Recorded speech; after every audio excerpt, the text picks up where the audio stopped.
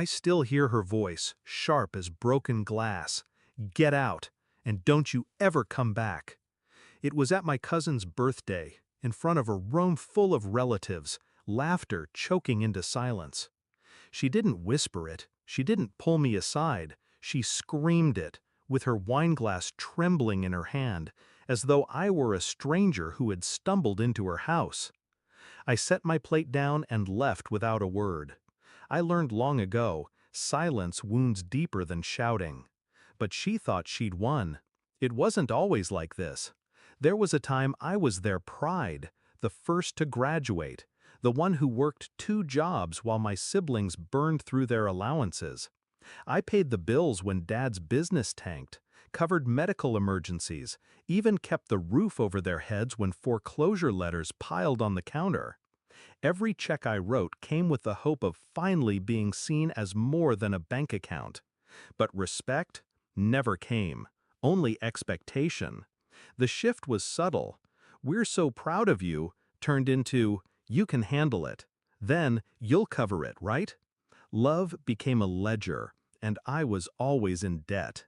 I noticed the betrayal before she ever screamed at me. The little digs at family dinners. "You think you're better than us because you have money?" The way my siblings rolled their eyes when I mentioned work. The whispers I wasn't meant to hear. "She owes us. After all we sacrificed." Sacrificed? They had no idea how many nights I starved so I could wire money home.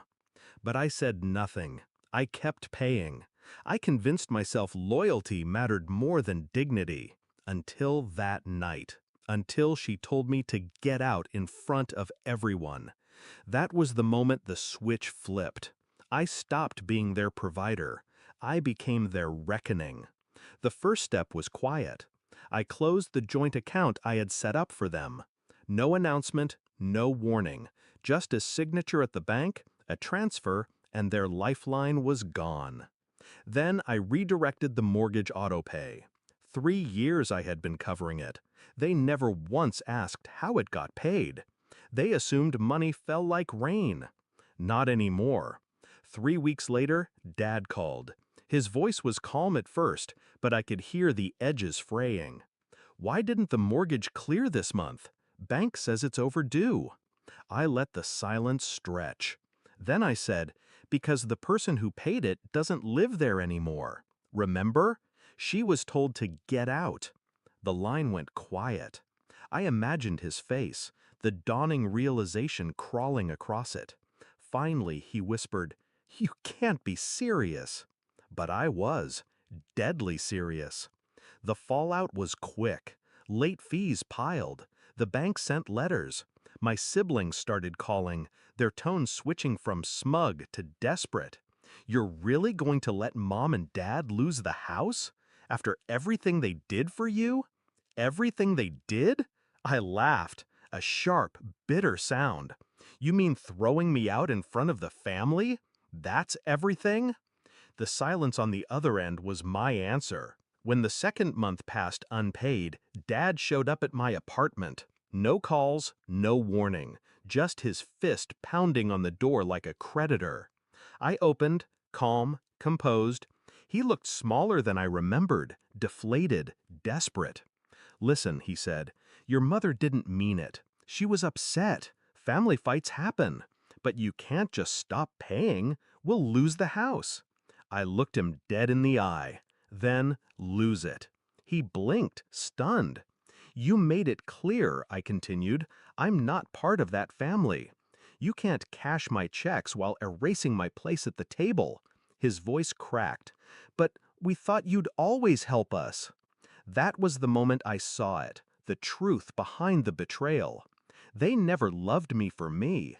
They loved me for what I could provide. And without my money, I was disposable. They scrambled after that, sold jewelry, borrowed from cousins, tried to guilt me with long messages about blood and duty. But duty is a two-way street. They had burned the bridge, then expected me to keep rebuilding it from my side.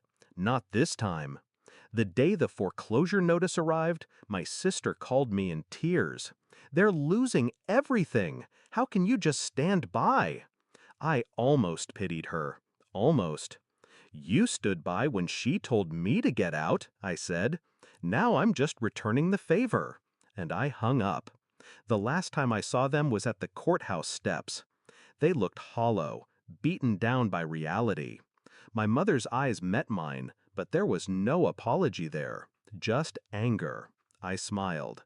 Not cruel, not triumphant, just free, because the chains were broken. For years they treated me like their safety net. Now they were the ones falling, and I had finally learned how to walk away. I don't regret it, not a single step. Sometimes the cruelest thing you can do to those who exploit you isn't shouting or fighting or even leaving. It's nothing. Silence, withdrawal, absence, letting them feel the weight of a life without you.